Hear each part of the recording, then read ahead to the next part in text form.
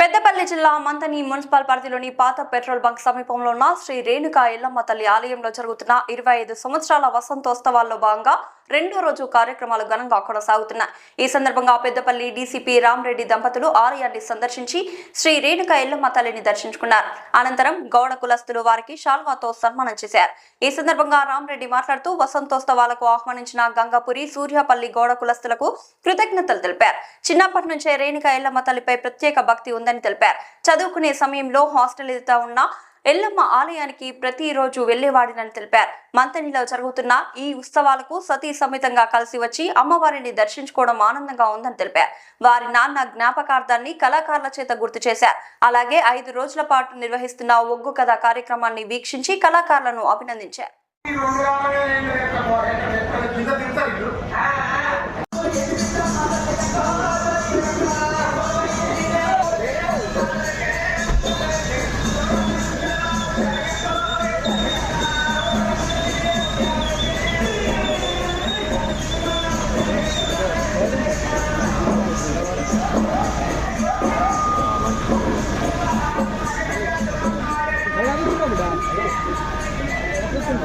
okay